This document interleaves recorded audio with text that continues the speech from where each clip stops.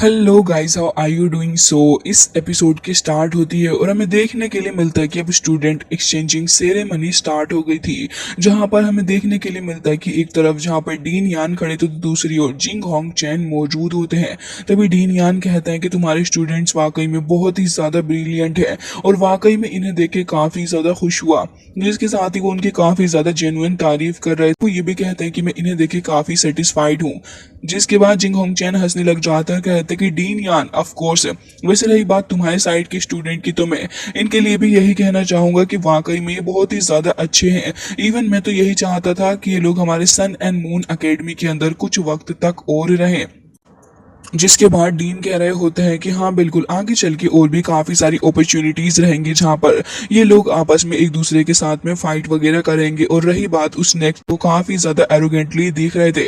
हालांकि अब एक दूसरे को छोड़ के स्टूडेंट वहाँ से जा रहे थे, तभी यहाँ पर वो बंदा युवाओं को रोक लेता और कह रहा था कि मैं तो तुम्हें उस नेक्स्ट इलाइट कॉम्पिटिशन के अंदर देख लूंगा जो कि मिंगडू के अंदर होने वाला है। युवाओं, तुम इसके लिए तैयार रहना क्योंकि मैं तुम्हारा इंतजार कर रहा हूँ। जिसके बाद युवाओं कहता है कि ऑफ कोर्स इस चीज के लिए तो मैं भी तुम्हारा इंतजार कर रहा हूँ। और वो दोनों ही अपने ग्रैंडपा के पास चले गए थे। साथ जब युहाओ डीन के पास को जा रहा था, तभी यहाँ पर जिंग होंग चैन उसे रोक लेते हैं और कह रहे थे कि अपने पास में बुलाते हैं। और हमें देखने के लिए मिलता है कि यहाँ पर जैसे ही डीन युहाओ को इशारा करते हैं, तभी युहाओ भी तुरंत ही उनकी बात मानने के लिए आगे की तरफ को चला गया था। उनके पास आके खड़ा हो जाता है, तभी हमें देखने के लिए मिलता है कि वो उसका हाथ पकड़ लेते हैं और फिर उसके हाथ के ऊपर एक रिंग रखते हुए कहते हैं कि तुम अपना ख्याल रखना। और साथ ही उसके कान के पास आके कुछ तो वो कह रहे थे जो कि अभी हमें पता नहीं चलता कि आखिर वो युहाओ से क्या कह रहे हैं। जिसके बाद वो यहाँ पर स्माइल करते हैं और युहाओ के शोल्डर को थपथपा, जाहिरन तौर पे उन्होंने कुछ डिमोटिवेटिंग बात ही की होगी। जिसके बाद जिंग होंग चैन के साइड के सारे स्टूडेंट्स वहां से जाने लगे थे, तभी वो कह रहे होते हैं कि गुड बाय एवरीवन। जिसके बाद वो तुरंत ही वहां से चले जाते हैं और काफी ज्यादा टेंशन में वो लोग नजर आ रहे थे। अपना युहाओ भी रिंग लेने के बाद आगे की तरफ को बढ़ के आ रहा था, तभी डीन दूसरे वाले मास्टर से कहते हैं कि ऐसा करो, तुम सारे के सारे डिसाइबल्स को यहाँ से लेके चले जाओ। तो वो बाकी सारे लोगों को लेके जा रहे होते हैं अंदर और वो बाकी के सारे बच्चे काफी ज्यादा खुश थे।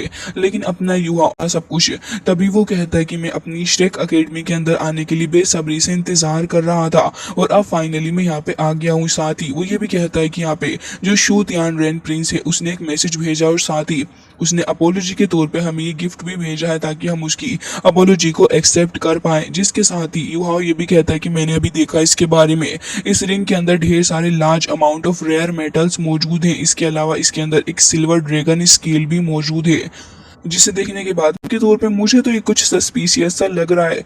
जिसके बाद यहाँ पर डीन भी यही सोच रहे थे और कह रहे होते हैं कि बिल्कुल मुझे भी यही लग रहा है कि इतनी आसानी से तो वो हमारे ऊपर इतना बड़ा फेवर करेगा नहीं, जरूर से कुछ ना कुछ चल रहा है और वैसे भी कुछ छुपा नहीं है।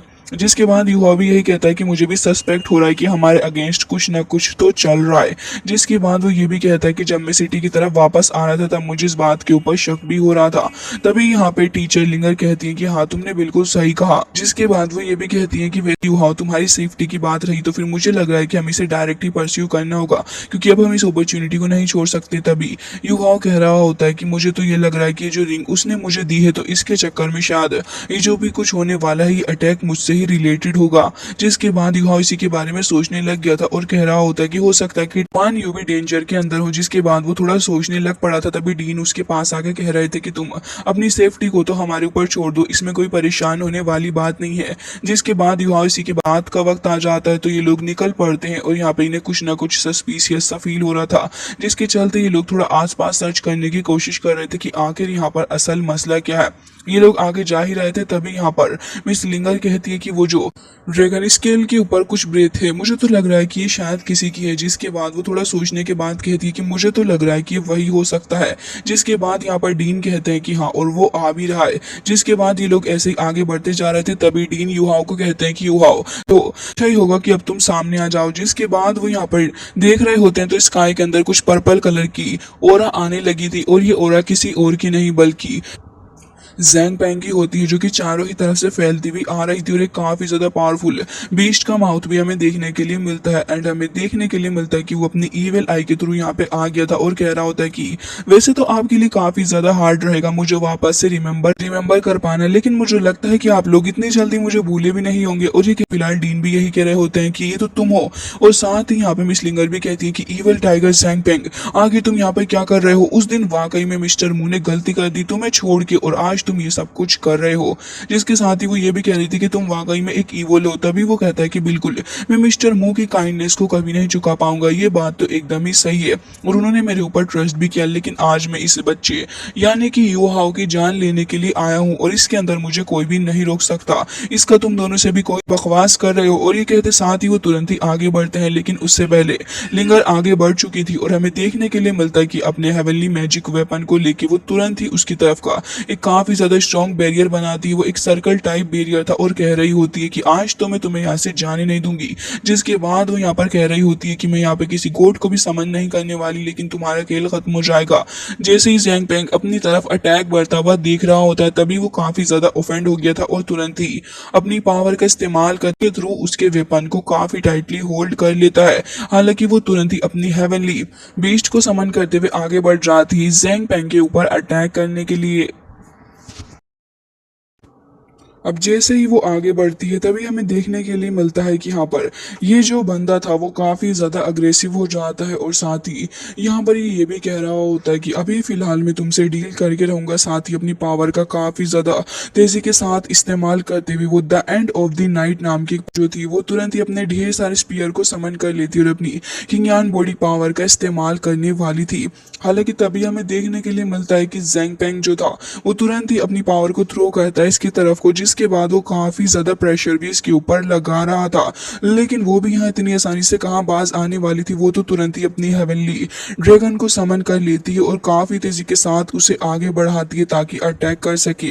अब ये जो फायर ड्रैगन मार्शल स्पिरिट थी वो अपने आप में एक बहुत ही ज्यादा पावर, पेंग ने जो अटैक किया था उसकी भी बिल्कुल ही हालत खराब कर देती है। इवन यहाँ पे जब डीन यान खड़े थे वो भी यू हाओ को यही बता रहे थे कि जो बीस्ट है वो बहुत ही ज्यादा अग्रेसिव होता है एंड कॉम्पैक्ट पावर के अंदर इसका मुकाबला करना काफी ज्यादा मुश्किल होता है।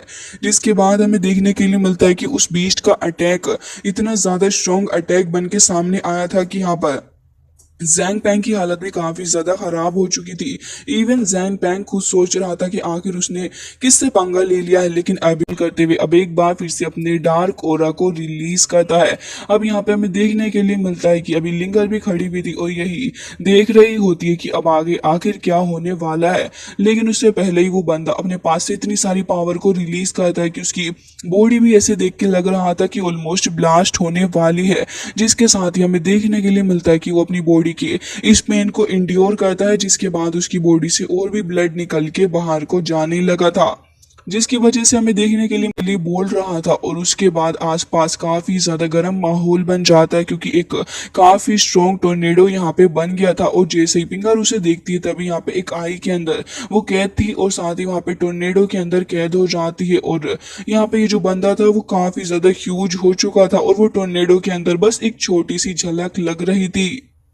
जिसके बाद इसे देख के तो मास्टर यान भी यही कह रहे होते हैं कि जो सोल बीस्ट की पावर को इसने एब्जॉर्व किया है वो बहुत ही ज्यादा स्ट्रॉन्ग है। और दूसरी ओर लिंगर जो थी वो यहाँ पे यही देख रही होती है कि वो कहाँ कैद हो गई है, क्योंकि उस टोर्नेडो के अंदर तो चारों ही तरफ से उसके ऊपर अटैक होने वाला था। और यहाँ पे ये बंदा जैंग पेंग ये भी बहुत ही ज्यादा क्रूएलिटी के साथ आगे बढ़ता हुआ उसके ऊपर अटैक करने की सोच रहा था और वो ऐसा करता भी है। लेकिन यहाँ पे जैसे जैसे उसकी तरफ को आगे की साइड से अटैक होना स्टार्ट होता है तभी वो तुरंत ही यहाँ पे अपनी स्पीयर को निकाल लेती है और फिर उन्हीं स्पीयर का इस्तेमाल करते हुए वो काफी अच्छे से उन बीस्ट सोल को पीछे की तरफ को वो बहुत ही ज्यादा बढ़िया तरीके से अपनी स्पीयर का इस्तेमाल करते हुए उसे और भी ज्यादा ह्यूज कर लेती है ताकि इन सारे खतरों से वो उनका सामना कर सके। और यहाँ पर हमें देखने के लिए मिलता है कि वो टोर्नेडो के अंदर इतना अच्छा परफॉर्म कर पा रही थी, इसी के उसकी पावर से अंदाजा लगाया जा सकता है। डीन यान यहाँ पे खड़े हुए थे तभी यहाँ पर वो कहते हैं कि इसका मतलब ये कि जैंग पेंग तुम अकेले थे ही नहीं। जिसके बाद उन्हें किसी और की प्रेजेंस का भी एहसास होता है। वो पीछे की तरफ को देखने लग गए थे और साथ ही स्काई के अंदर एक काफी अजीब सी फॉर्मेशन छिप के फायदा ही क्या है। जिसके बाद यहाँ पर हमें दूसरी तरफ से आवाज सुनने के लिए मिलती है, जहाँ पर कोई तो कहता है कि अच्छा वाकई में टीचर तुम्हें मान गए, तुम तो वाकई स्ट्रोंग निकले। और फिर उस जगह पे थोड़े बहुत क्रैक्स भी पड़ने लग गए थे। अब यहाँ पे एक क्रैक्स जो पड़ता है बहुत ही ज्यादा खतरनाक तरीके से एक स्ट्रॉन्ग क्रैक पड़ता है, जिससे कि डीन यान जो थे वो तुरंत ही अपनी पावर का इस्तेमाल करते हुए सबसे पहले तो अपने यू हाओ को ही पीछे करते हैं। साथ ही वो अपनी फिनिक्स मार्शल स्पिरिट का इस्तेमाल कर रहे थे ताकि उसी की लाइट से गए थे। और जैसे ही अब वो उस लाइटनिंग को फैलाते हैं तभी वहां का प्रेशर जो था वो और भी ज्यादा इंक्रीज होने लग पड़ा था, जिसके चलते वो युवाओं को बस सेव करने की कोशिश कर रहे थे। लेकिन तभी वहां से वो मिस्टीरियस आवाज आती है और हमें देखने के लिए मिलता है एक और बंदे की एंट्री, जो कि काफी शानदार तरीके से होती है। और ये बंदा हमें यहाँ पे लॉर्ड ऑफ रेड डस्ट देखने के लिए मिल जाते हैं। उसके पीछे काफी सारी पावर के थ्रू हमें एक बहुत ही ज्यादा खतरनाक सा ड्रैगन भी देखने के लिए मिलता है। जैसे जैसे वो बंदा एक एक स्टेप होता है, जिसके बाद वो ये कह रहे थे कि मुझे नहीं पता था कि मुझे इतना वक्त लगेगा माउंटेन से बाहर आने के लिए। और साथ ही यहाँ पर और भी ज्यादा प्रेशर बनाते हुए आगे की तरफ को आ रहे थे और कह रहे होते हैं कि फिलहाल जो कुछ भी हो, लेकिन अब मैं यहाँ पर आ गया हूँ। और वो यहाँ पे आके काफी टेंशन में भी खड़े हुए थे और अपना नाम बताते हैं कि मैं लॉर्ड ऑफ रेड डस्ट हूँ। और साथ ही उनके पीछे एक बहुत ही ज्यादा ह्यूज ड्रैगन हमें देखने के लिए मिल जाता है। तभी डीन यान कहने लग जाते हैं कि मुझे नहीं पता कि आखिर आप कंफ्यूज थे। तभी कहने लग जाते हैं कि अच्छा ये बात है। और साथ ही अपनी पावर का इस्तेमाल करते हुए अब एक बहुत ही ज्यादा स्ट्रॉन्ग अटैक करने वाले थे, लेकिन उससे पहले यहाँ पर अपनी फिनिक्स मार्शल स्पिरिट का इस्तेमाल करते हुए उन्हें रोकने की कोशिश कर रहे थे और उनसे कड़ा लोहा ले रहे थे। जिसके बाद यहाँ पे दोनों की पावर्स आपस में टकराने लग जाती है। और इस फिनिक्स को देखने के बाद वो लॉर्ड भी काफी हैरान था और वो अपने अटैक को खत्म करता है, जिससे कि आसपास एक बहुत ही ज्यादा बड़ा ब्लास्ट होता है। ये दोनों के दोनों भी पीछे हट चुके थे, लेकिन उनके मुंह से ब्लड आना स्टार्ट हो चुका था, जिससे कि युहाओ को काफी ज्यादा गुस्सा आ रहा था। साथ ही वो ये भी कहता है कि डीन यान जो है वो 95 सुपर ओपोनेंट है और काफी ज्यादा पावरफुल है, लेकिन यहाँ पर इस बंदे के सामने वो बिल्कुल भी नहीं टिक पाए। इसका मतलब ये क्या हो सकता है कि क्या ये बंदा सच में इतना ज्यादा स्ट्रांग है? वहां पर वो लॉर्ड कह रहा होता है कि मुझे बताओ कि आखिर तुम्हारे पास में ये पावर कहाँ से आई। तभी वो कहने लग जाते हैं कि मुझे मेरे फादर के द्वारा मिली थी, लेकिन काफी वक्त पहले ही उनकी डेथ हो गई थी। जिसके बीच नजर आता है, लेकिन अपना यूहा उसे तो बहुत ही ज्यादा गुस्सा आने लगा था ड्रैगन एम्परर के ऊपर और कह रहा होता है कि आखिर तुम्हारे पास ये एबिलिटी आई कहाँ से अपने जूनियर्स को बुली करने की? आप दूसरों को बुली कर रहे हैं। जिसके साथ ही अपना हाथ उसकी तरफ को पॉइंट करते हुए कहता है कि तुम आखिर एक टीचर बनने के लायक कैसे हो सकते हो? तुम तो क्वालिफाइड भी नहीं हो, क्योंकि तुम दूसरों को बुली करते हो अपने से कम को। और अगर हिम्मत है तो फिर मुझसे फाइट करके दिखाओ। इवन इतनी बड़ी चुनौती कर दिया होता है अपना युवा, तो साथ ही यहाँ पे वो भी उसकी शक्ल को लग जाता है कि हाँ मैं आपसे 200 साल छोटा हूँ, लेकिन इस सब के बावजूद भी आप फिर मेरे साथ भी फाइट कर लीजिए, क्योंकि आप अपने से सेम एज वाले के साथ तो करेंगे नहीं। जिसके साथ ही उसे बुरा तो लग रहा था और यहाँ पे खुद से खुद वो ये भी सोच रहा होता है इन सारी चीजों के बारे में। तभी यहाँ पे ड्रैगन कहता है कि श्रेक अकेडमी के लोग इतनी ज्यादा आगे निकल गए हैं, मुझे बिल्कुल भी इसके बारे में नहीं पता था। जिसके साथ ही युवा ये भी सोच रहा था कि अभी जो बैटल हुआ है डीन यान और इस बंदे के बीच में, इससे तो इसकी पावर का अंदाजा लगाया जा सकता है कि बंदा बहुत युवाओं का ये बिहेवियर देखने के बाद तो अभी लॉर्ड यही सोच रहा था कि आखिर ये बंदा आया कहाँ से और इस लेवल का एटीट्यूड आखिर है कैसे इसके अंदर। तभी यहाँ पे युवाओं ये भी कह रहा था कि अगर तुम मेरी एज के होते ना तब मैं तुम्हें बताता। जिसके साथ ही यहाँ पर वो ये भी सोच रहे होते हैं कि वाकई में इस बच्चे के अंदर तो कुछ ज्यादा ही दम है। साथ ही वह उन्हें छेड़ते हुए ये भी कहता है कि तुम्हारी हिम्मत भी कैसे हुई हमारे श्रेक अकेडमी को परेशान करने की? एटलीस्ट बंदा सोचता तो है ही, लेकिन दिल ही दिल में वो ये भी सोच रहा था कि मैं सिर्फ एक 5 रिंग का स्पिरिट किंग मार्च, नहीं पता कि आगे क्या होगा, लेकिन मुझे इसके साथ में डील तो करना ही होगा ताकि यहाँ पर ज्यादा परेशानियां खड़ी ना कर दे। जिसके बाद यहाँ पर वो ये भी सोचने लग जाते हैं कि अच्छा ये बात है। इवन वो यू हाउ के एटीट्यूड को देखने के बाद ये भी कह रहे होते हैं कि बच्चे मैंने इस तरीके का एटीट्यूड वाला बंदा पहले कभी नहीं देखा। साथ ही वो यू हाउ को देख के किसी को याद भी कर रहे थे और कह रहे होते हैं कि वैसे तुम्हें देखने के बाद तो मुझे किसी की याद आ गई। मोवेन के बारे में बात कर रहे थे और तभी यहाँ पे धीरे धीरे करके उनका ड्रैगन भी उनके आसपास ही। तभी यू हाउ काफी ज्यादा करेजियसली आगे बढ़ता है और ये वाकई में एक बहुत ही ज्यादा करेजियस मूव था, जहां पर यू हाउ एक छोटे लेवल का बच्चा था। तभी यहाँ पर ये मास्टर, ये तो लॉर्ड होते हैं तो कितने ज्यादा पावरफुल होंगे। जिसके बाद यू हाउ कह रहा था कि हाँ बिल्कुल तभी वो कह रहे होते हैं कि सच में। तभी वो कहता है कि बिल्कुल, अगर मैंने फाइट कर ली तो फिर यहाँ से हमें जाने देना, और ये जो टोर्नेडो तुमने बनाया है, रही बात इस दूसरे बंदे की, तो इसे तो मैं बहुत ही आसानी से बीट कर सकता हूँ। अब युहाओ का ये एटीट्यूड देखने के बाद वो कह रहे थे कि ओ जाओ, जाके अपनी पावर का इस्तेमाल करो और उसके बाद मैं डिसाइड करूंगा कि आखिर मुझे क्या करना है। जिसके बाद युहाओ को देखता है जो कि काफी गुस्से से आगे बढ़ गया था, और साथ ही वो वहां पे जा भी रहा होता है। तभी मास्टर उसे रोकने के लिए कहते हैं कि युहाओ, क्या तुम श्योर हो? तभी वो कहता है कि जिसके बाद युवा आग की तरफ को बढ़ जाता है और उसी टोर्नेडो के अंदर काफी तेजी से एंटर करता है लिंगर की हेल्प करने के लिए। तभी हमें देखने के लिए मिलता है कि लिंगर अपने सामने आने वाले बीस्ट के ऊपर अटैक पे अटैक करे जा रही थी। वो काफी ज्यादा हिम्मत से काम ले रही होती, हाथ जंप लगा देता है और फिर तेजी के साथ इस टोर्नेडो के अंदर ही आ गया था। जिसके बाद यहाँ पर लिंगर जब फाइट कर रही होती है तभी यहाँ पर उसकी नजर पड़ जाती है युहाओं के ऊपर। हालांकि यहाँ पर ये जो बंदा था वो अपनी चेंज को और भी ज्यादा तेजी के साथ आगे बढ़ा देता है और लिंगर के ऊपर अटैक भी वो भी कर रहा था। तभी लिंगर यहाँ पे काफी तेजी के साथ उसके साथ में फाइट कर रही थी और यहाँ पे डीन भी खड़े हुए यही देख रहे होते हैं। तभी वहां पर युहाओ आ जाता है और हमें पिल होके खड़ा हुआ था, लेकिन जैसे ही उसे यहाँ पर इतनी सारी पावर देखने के लिए मिलती है तभी उसका ध्यान उस जगह से हट गया था। और उसके बाद फिर वो यही देख रहा होता है कि सडनली इतनी सारी पावर कहाँ से अपीयर हो रही थी। अब लिंगर जो थी वो खुद भी बेहोश हो जाती है और उसको खुद को भी परवाह नहीं होती, क्योंकि अब वो अनकॉन्शियस थी। लेकिन यूहाओ की पावर मिलने के बाद धीरे धीरे करके वो वापस से कॉन्शियस हो रही थी और अपने सामने यूहाओ को देखती है। हालांकि वो तुरंत ही उस अटैक को रिलीज करती है, लेकिन वो बंदा वो एक बार फिर से यहाँ पे खड़ा हो गया था और अपनी पाकिन लिंगर जो थी वो तुरंत ही काफी सारे अटैक करती है, जिससे कि यूहाओ बच गया था। और साथ ही यूहाओ कह रहा था कि मुझे तुम ऊपर की तरफ भेजो, वो तुरंत ही पीछे से आ जाता और फिर उसके बाद लिंगर उसे उठा के थोड़ा ऊपर की तरफ को सपोर्ट करती है, जिससे कि वो काफी तेजी के साथ ऊपर की तरफ को फ्लाई करता हुआ जा रहा था। उसकी सोल पावर एक्टिवेट हो जाती है और हमें देखने के लिए मिलता है कि वह उससे इसकी स्ट्रेंथ लेने के बाद अपनी रेज ऑफ द सन का इस्तेमाल भी करता है, जिससे कि काफी सारी पावर वहां जनरेट हो गई थी और यहाँ पर एक एक्टिव फॉर्मेशन भी बन जाती है, जिसे हुई थी। इवन वो ये भी कह रहा था कि जैंग पेंग अभी तक अपीयर नहीं हुआ है, साथ ही दोनों काफी ज्यादा हरकत में है। ऐसा लग रहा है कि ये दोनों वाकई में इसे हरा देंगे।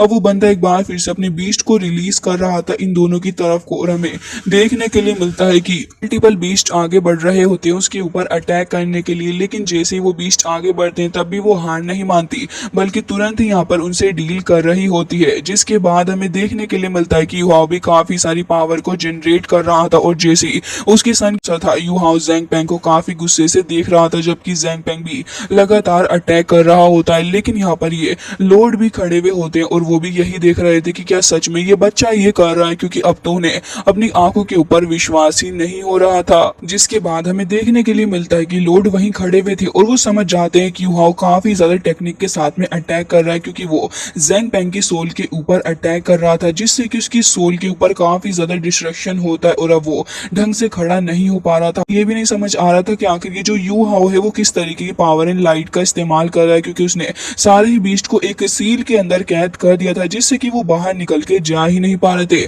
ये स्ट्रेटेजी वाकई काफी ज्यादा अच्छी थी, क्योंकि लिंगर इसी स्ट्रेटेजी का इस्तेमाल करते हुए बारी बारी से सारे ही बीस्ट के ऊपर अपना स्पीयर फेंक के मारती है और ये सीन वाकई में काफी ज्यादा शानदार देखने में लगता है, जहाँ पे युहाओ ने बीस्ट को एक साइड से लगा दिया था और वो अपने स्पीयर के थ्रू उन्हें मारती है, जिससे कि उस बंदे की सोल के ऊपर अटैक होता है और उसके मुंह से ब्लड आना स्टार्ट हो गया था। साथ ही काफी ज्यादा ह्यूज डिस्ट्रक्शन भी यहाँ पर हमें देखने के लिए मिलता है। हम ये भी देखते हैं कि यहाँ पर ये जो अपने लॉर्ड थे वो भी हैरान थे कि आखिर ये हो क्या रहा है, और साथ ही वो बंदी भी तुरंत ही अपने स्पीयर को अपने पास में रख लेती है और कह रही थी कि बहुत ही बढ़िया। युहाओ भी वहीं पे खड़ा हुआ था और अब उसने खुद को प्रूव कर दिया था, और वो बंदा जैंग पेंग भी लॉर्ड के पीछे आके खड़ा हो गया था। जिसके बाद ये दोनों ही चले जाते हैं डीन के पास में और वहां जाके खड़े हो गए थे। तभी लॉर्ड को देखने के लिए मिलता है, जो कि अब ना चाहते हुए भी युहाओ से इंप्रेस हो जाते हैं और वो कह रहे थे कि विनर तुम हो। खुद के बंदे के ऊपर ही प्रेशर बना रहे थे और कह रहे थे कि चलो ठीक है, अब उसने अपनी हार को मान लिया है और अब मैं इस मैटर को जाने दे सकता हूं। लेकिन न जाने क्यों मुझे एक बार फिर से तुमसे बेट लगाने का दिल कर रहा है, उसके बाद तुम ही यहाँ से जा पाओगी। यानी कि अब युहाओ जब तक दूसरी बेट नहीं पूरी करेगा तब तक वो यहाँ से नहीं जा सकता। जिससे कि वो तीनों ही हैरान थे और साथ ही वो कहने लग जाते हैं कि अगर तुम्हें यहाँ से जाना है तो फिर तुम्हें मेरे साथ एक और गेम खेलनी होगी। साथ ही वो युहाओ के अंदर इतना ज्यादा इंटरेस्ट ले रहे थे, युहाओ भी तुरंत ही आगे बढ़ के हाँ कह देता है। हालांकि जिसके बाद वो कहते हैं कि तुमने अभी कहा कि अगर मेरी एज तुम्हारे समान होती और साथ ही में तुम्हारी की जितनी पावर को कैरी करता तब तुम मुझे बताते तो फिर ठीक है, अब मैं अपनी लिमिट यानी कि अपनी स्पिरिट पावर को 15 तक कर लूंगा, जिससे कि अब तुम आराम से मेरे साथ फाइट कर सकते हो। मतलब कि इतनी बड़ी अपॉर्चुनिटी वो एक तरीके से युवाओं को दे रहे थे और कह रहे होते हैं कि अब तुम्हें मेरे साथ फाइट करनी होगी और अगर मुझे थोड़ा भी मूव करने में कामयाब हुए तो फिर तुम जीत जाओगे, तुम अपनी स्पिरिट पावर का भी इस्तेमाल कर सकते हो। युवाओं इसके लिए एग्री कर जाता है कि जीत पाएगा। अब वो ड्रैगन वहीं जाके थंब से लग जाता है और हमें देखने के लिए मिलता है कि अब इन दोनों के बीच में मैच स्टार्ट होने वाला था, जो कि काफी ज्यादा इंटरेस्टिंग पॉइंट लेने वाला था। और तभी यहाँ पर वो खड़े होकर कह रहे थे कि मैंने कभी एक्सपेक्ट नहीं किया था कि अपनी लाइफ के अंदर मैं कितने नन्हे से डिसाइबल के साथ में फाइट करूंगा। जिसके बाद युवा अपने हाथ पैरों को ढीला कर रहा था और तभी उसे लिंगर की बात याद आती है कि भले ही उसने अपनी सोल पावर को लिमिट कर लिया हो, लेकिन तुम्हें यह नहीं भूलना चाहिए कि जो उसकी बॉडी है वो अभी भी इतनी ही ज्यादा पावरफुल है। और वो एक्सट्रीम की बात को ध्यान में रखता है और फिर तुरंत ही उन दोनों को इशारा कर देता है, जिसके साथ ही वो बंदा ज़ैंग पेंग कह रहा था कि ये बच्चा भी ना।